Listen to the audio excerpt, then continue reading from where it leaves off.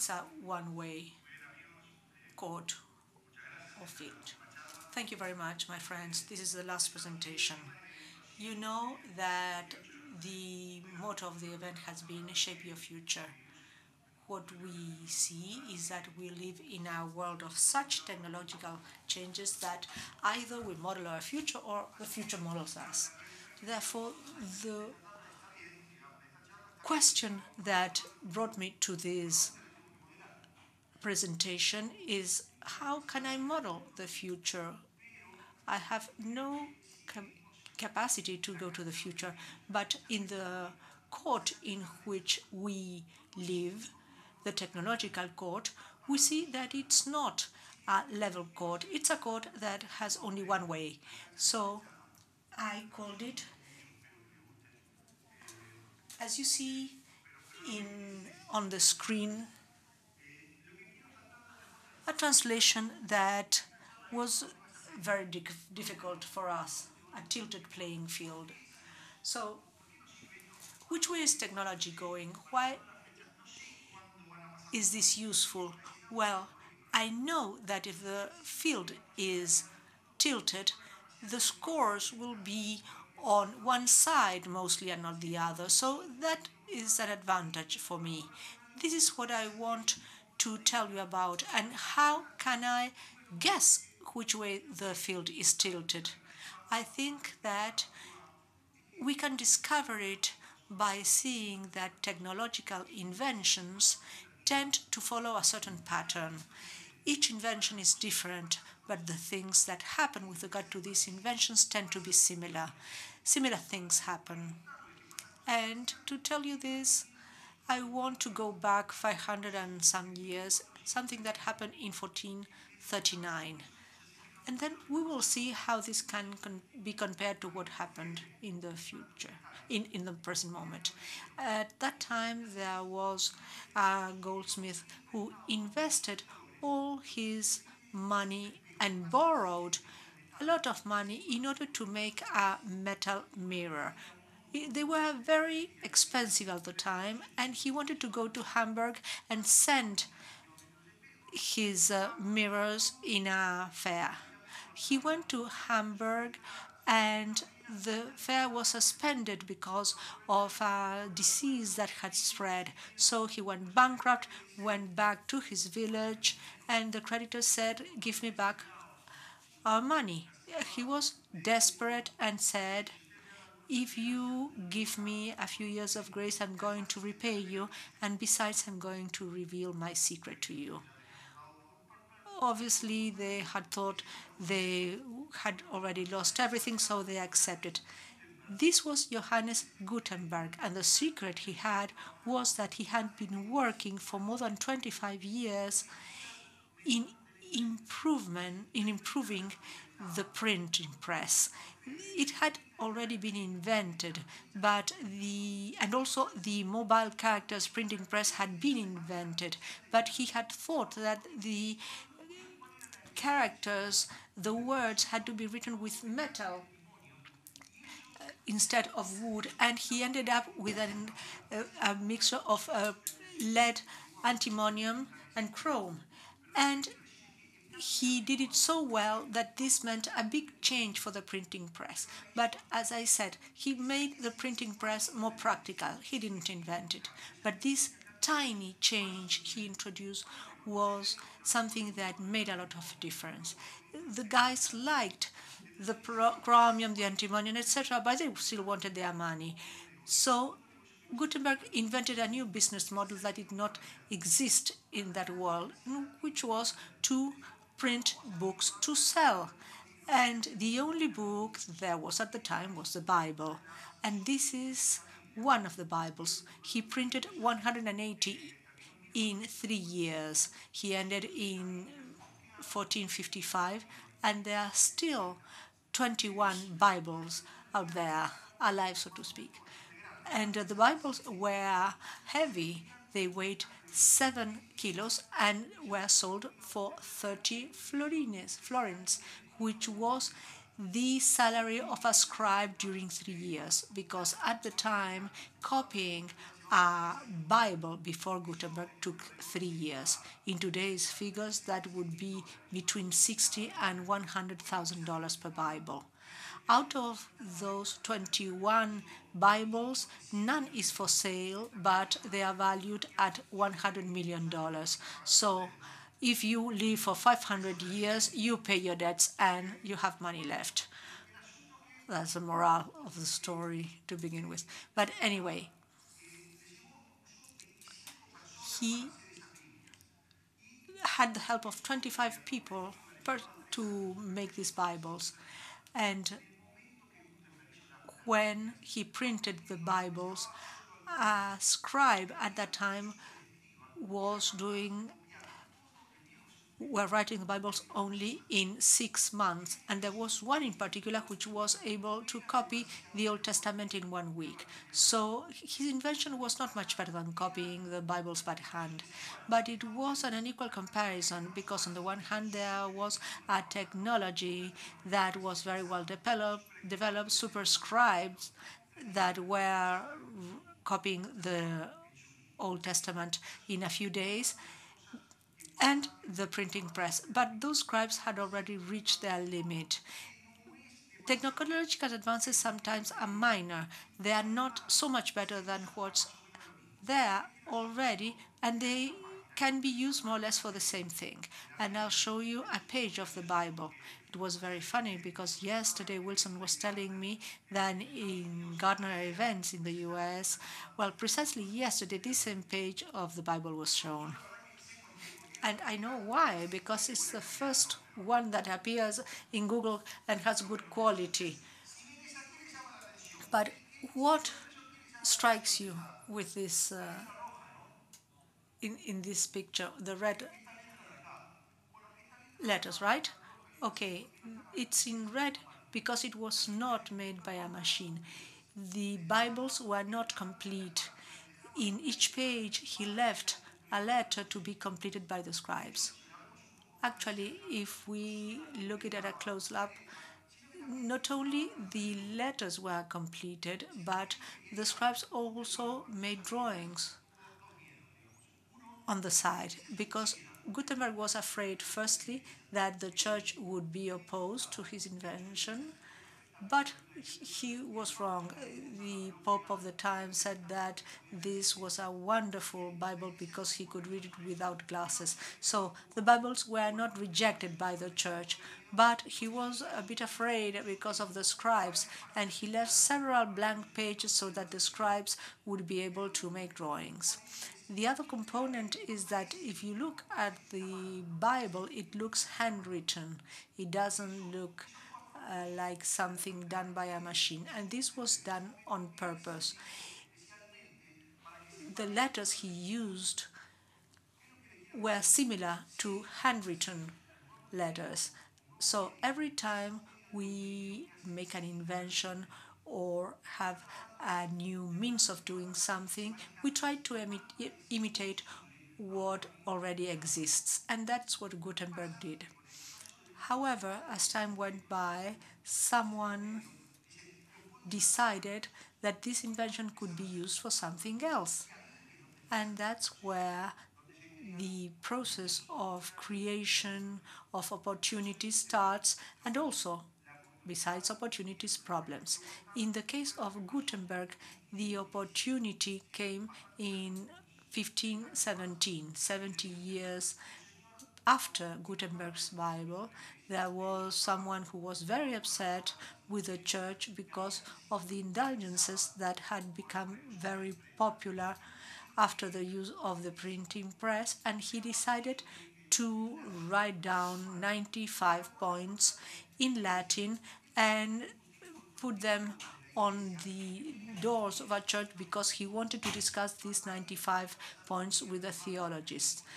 This could be irrelevant were it not because someone, and we never knew who, took the paper, translated into German, then English, took a printing press that had already made progress since Gutenberg, and made 200,000 copies. So this document became viral, and the author of this document was Martin Luther. The document was known afterwards as Luther's 95 Theses. This led to the reform and the schism in the church. So it was a very big problem, and the schism still lasts. However, this document created an opportunity no one had thought about. The document won't strike you in any sense, it's in Latin, but what you see here is an introductory paragraph and then several points. This format of having a paragraph and then several points was unknown. It was a new format that was called pamphlet.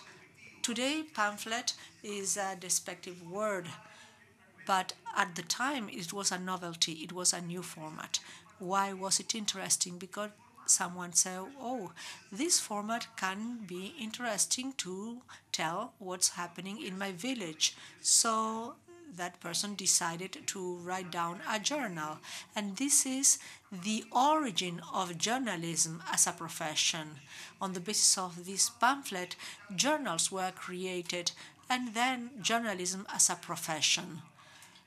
So this was what happened after the printing press was used in a different manner later, after its creation. So what's going on right now in the modern world? The process always starts like this. There is an invention that is incremental. Very few times the invention is completely revolutionary. It's someone who is testing some things and manages to make a small improvement that makes a difference. Usually it's people who work in a very general manner. Gutenberg was working with a press that he took from the presses used to make wine. So it was something very general. He said, I will use the press that is used to make wine. Secondly, the second thing is not much better than the first one. The technology is not much better.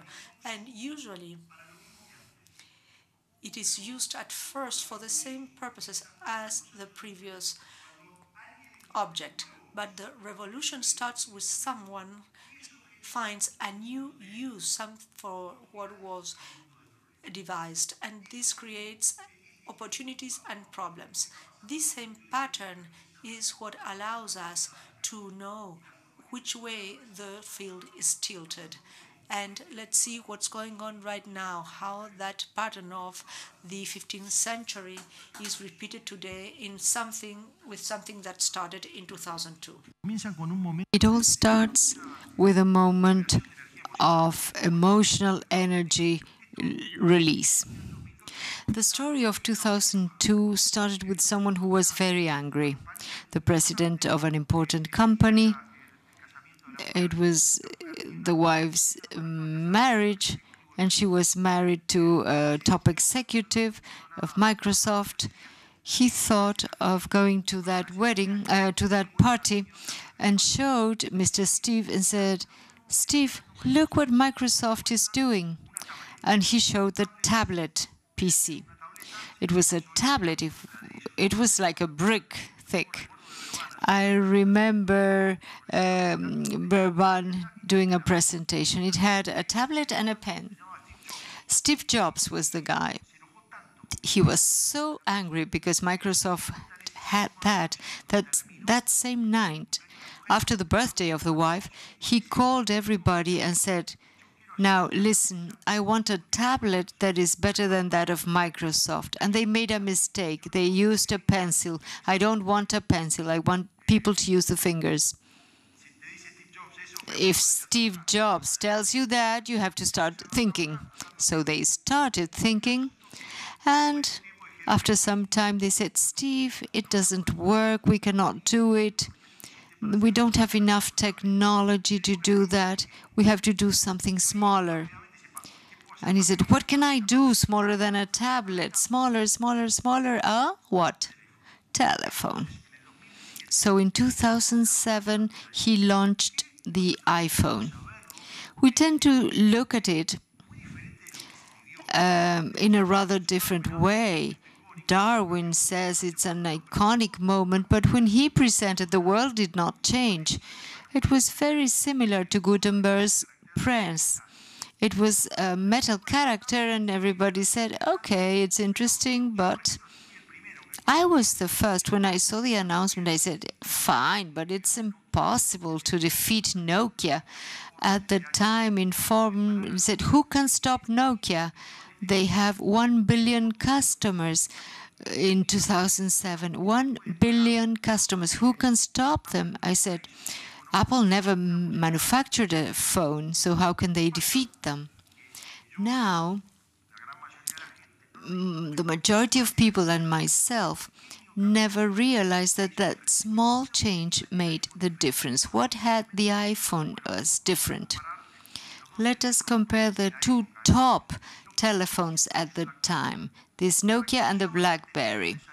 What were telephones used for at that time? For three things: to use it as a phone, to send mails, or send SMS.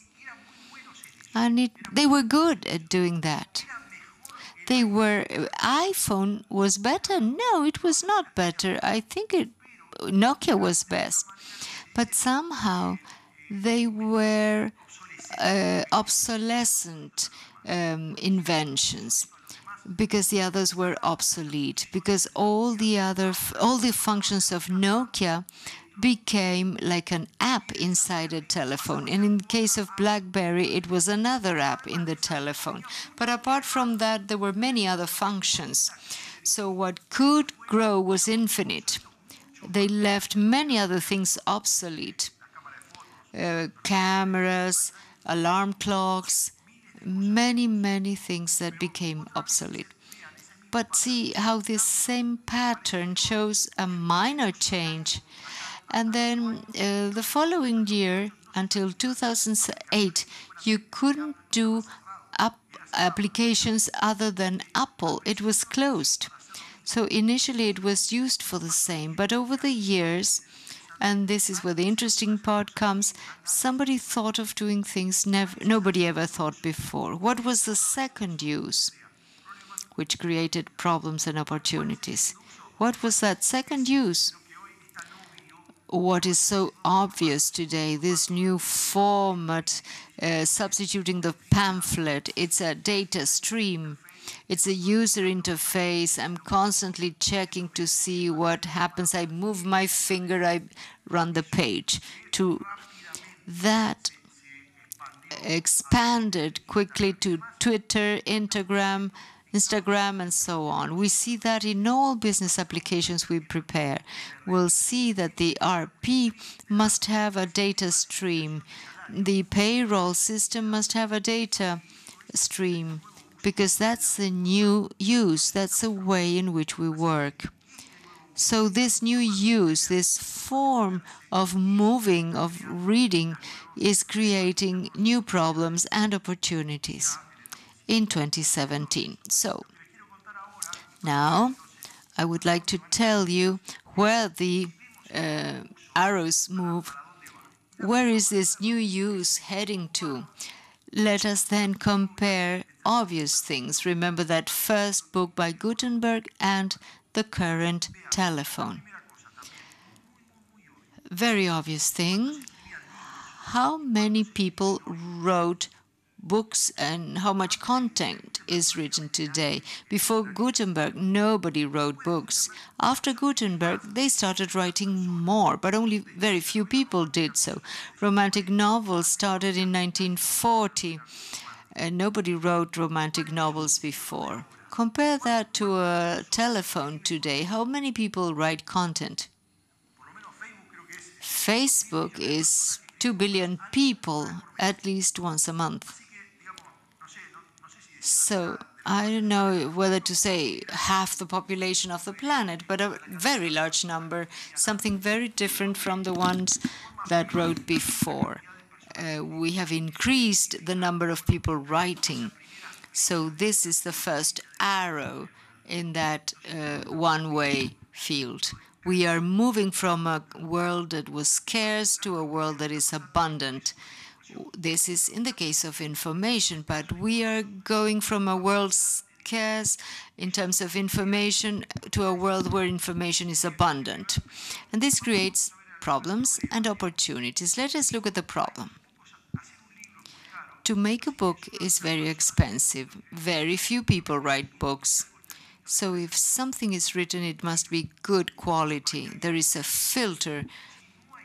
Without a filter, if anyone could write, then the quality of things I do will slump.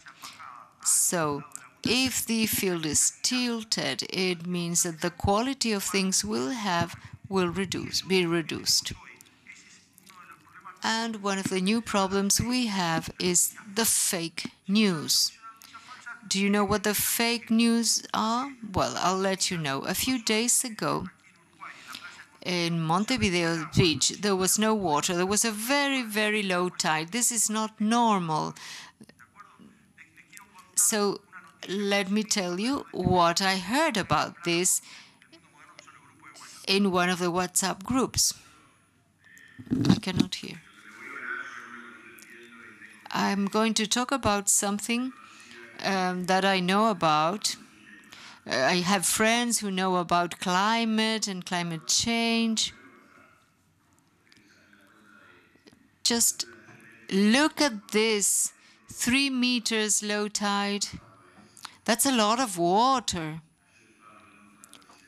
I was watching a Brazilian TV channel. There is a cyclone affecting the South Atlantic, and the wind pushed the water. Imagine when the water comes back, it's going to be high tide.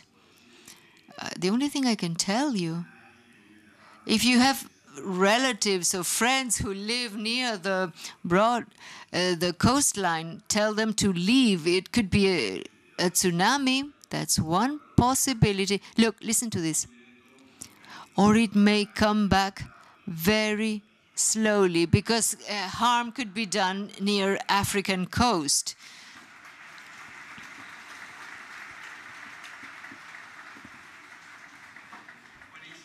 It's great, isn't it?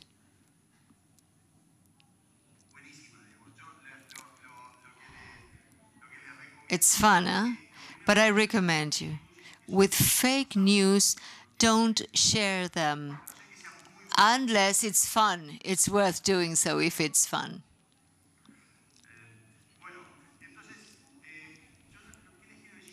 So this is a problem. I don't have a solution to fake news, but I heard Paul Graham, who said that in today's world, with the abundance of information, the wise becomes wiser, but the fool becomes fooler.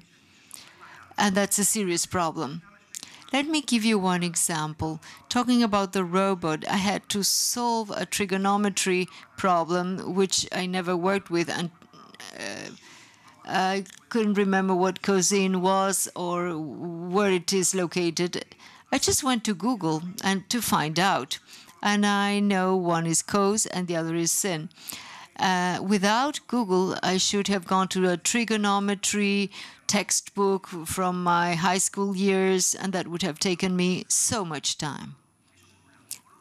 On the other hand, if I believe that the world is not round but flat, if it's a disk that moves upwards, that's why it generates a gravity, this is the best time for me to believe it, because I can go to the Flat Earth Society that explains the physics.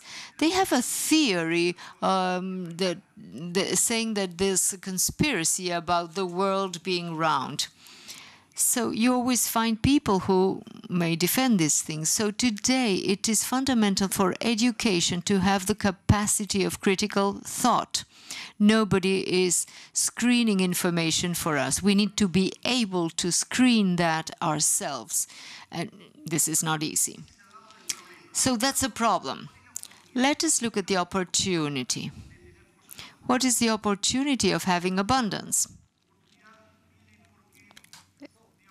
there is opportunity because if you close your eyes, we'll get more data.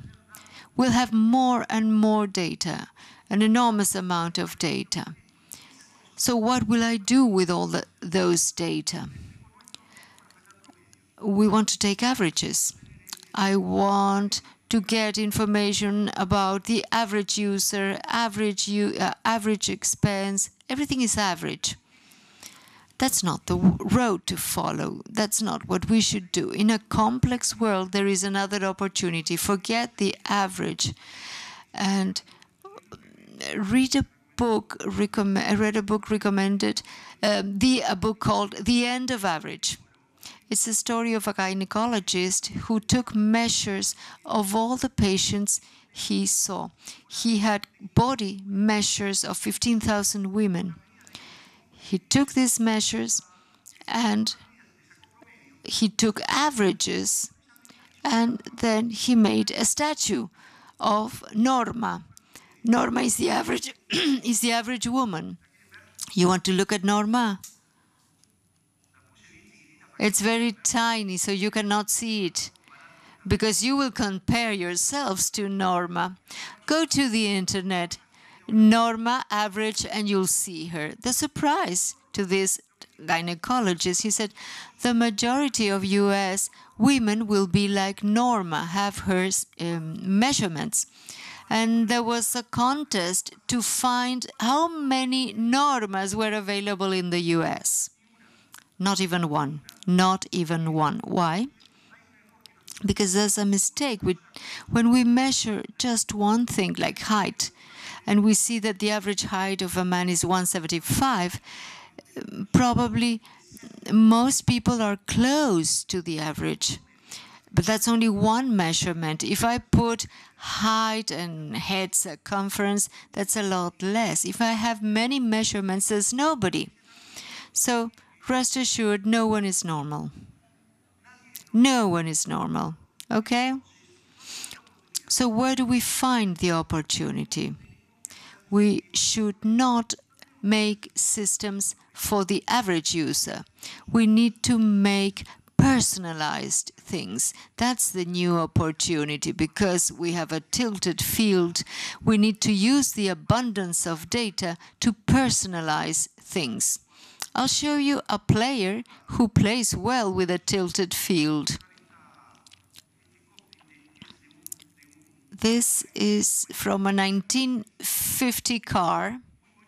Beautiful, but it's personalized. What could we modify?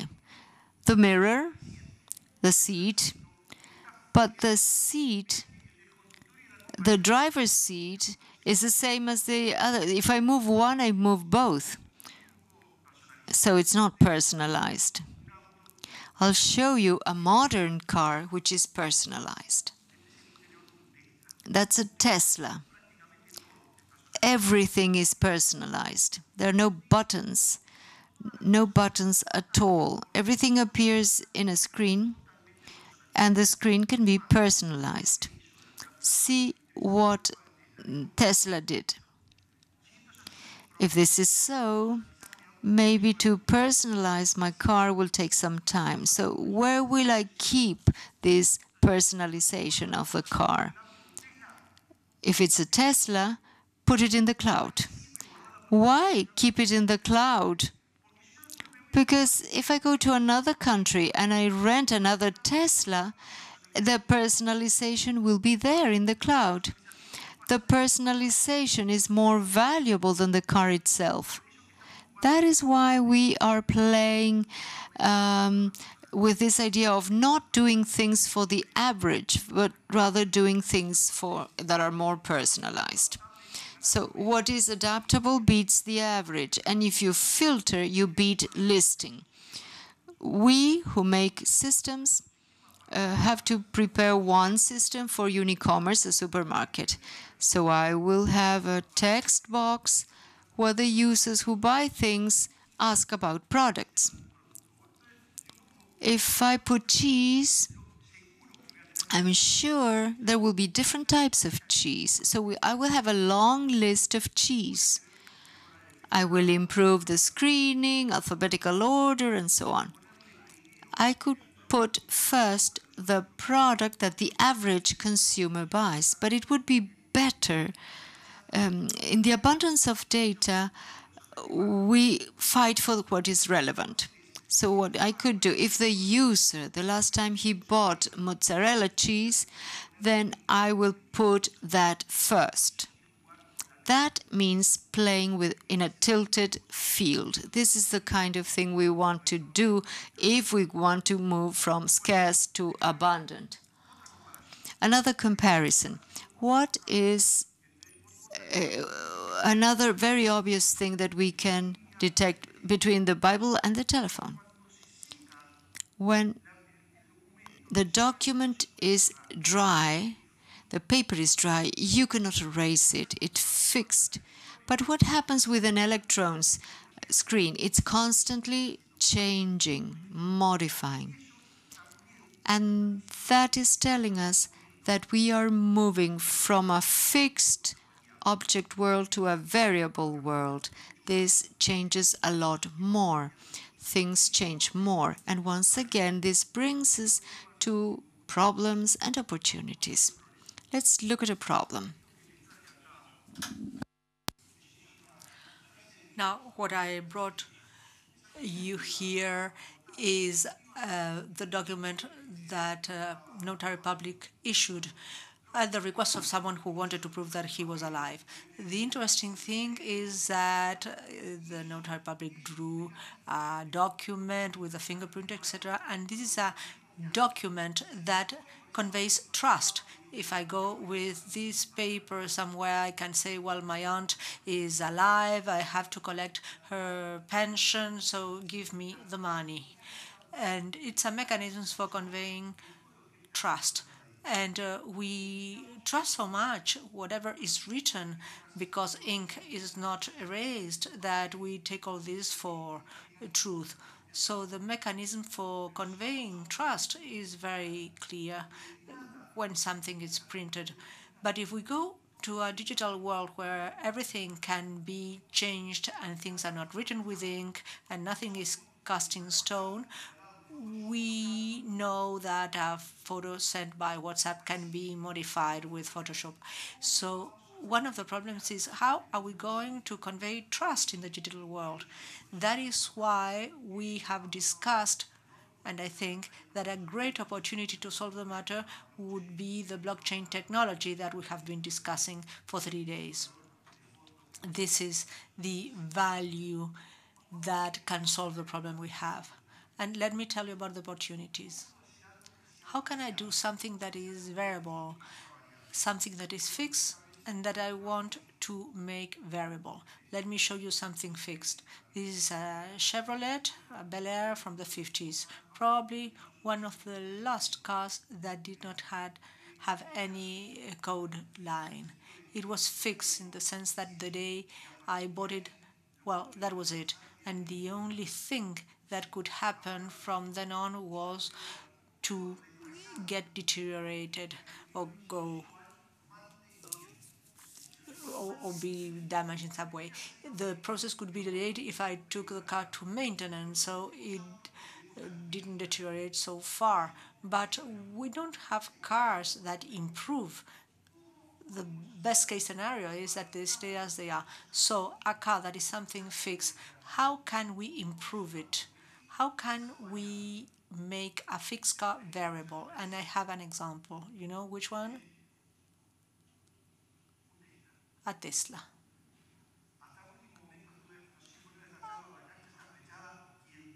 I didn't know whether to name this presentation "The Field is Tilted" or "I Want a Tesla." Or maybe "I Want a Tesla of the X model, any color." Tesla knows which way the field is tilted. How do they transform something fixed in variable? How can a Tesla be improved? Well, the improvement comes by itself. A very clear fact we've seen is that during the Irma hurricane in Florida, the Tesla sent an improvement to the software of the cars only for that state that improved the car's autonomy by 30%. Why didn't they send it to all the states? Because in the long run, this is bad for the car. But the owners that were running away from a hurricane saw that the improvement was huge. So we are moving from a world of fixed things to a world of variable things. Why does it matter for us, system developers? This is subtle but important. It matters much more to know what's going on than what has happened. In Twitter, we don't see everything that has happened since the last time we checked it. We see the latest news. The rest is lost. What do I mean? I mean that we go towards a world of immediate things and unfinished things. The Tesla is unfinished. Some people don't like this, but we go towards a world where fixed things will sound obsolete. We are going towards a world of unfinished things and a world that moves more and more to real time. In May 68, we would say, I don't know what I want, but I want it now. Everything that is fixed becomes variable, and we move towards immediate things. And this has affected us a lot. We had a way of releasing versions. The versions were fixed. You printed them, and that was it. And every 18, 20 months, we would release a new version. But this cannot work like this anymore. For the last years, we release versions every 2 months. Every 2 months, we release a new version. And I'm going to close my eyes and will do it every month. Ursula is going to have a heart attack. But that's the way the field is tilted. Fixed things go to variable. And I'll give you another example. Something very obvious. The electricity tariffs in Uruguay are fixed. They change from time to time, adjusted by inflation or by cost, but they don't change much. In Uruguay, the utility is called UTE, and it has two tariffs, a certain price for the daylight and a certain price for the night. So something that was fixed became a little variable, and I believe that now they have three different tariffs during the day. But if the court is tilted the way I think it is, what's going to happen is that we will have a utility tariff in real time. If it's windy, the windmills will insert a lot of energy in the grid, and UTE will have to lower the price of the energy. And if it's dry or windless and you have to turn on the oil power centrals, then the price is going to increase. So a lot of innovations will take place. I want to have an intelligent house, for example, because I buy when the tariff is low and I use the energy when the price has gone up. So we go towards a world where everything will be immediate and we will be moving in real time. So my friends, this is what I wanted to tell you. The field is tilted and the arrows go from scarce to abundant, from fixed to variable. But mostly there is a very big arrow. We go from slow to fast. And this can help us move from now on. If someone took me to the future right now and I fell in a point 10 years from now, I know how it would look, much more abundant and variable than now, and I would find it much faster than now. In the same way, if I want to develop a system or choose a profession, I have to choose things that will allow me to move from what is scarce to what's abundant, fixed to variable, and slow to fast. This is the way the field is tilted, and this is the way we will be able to shape our future. But as I said on Monday, we know this. What's behind? The softwares are invading the world. And this is something that we understand because we work in software. Many people don't understand it because they are not in software. So our mission is mainly to help others to mold their future. Thank you very much.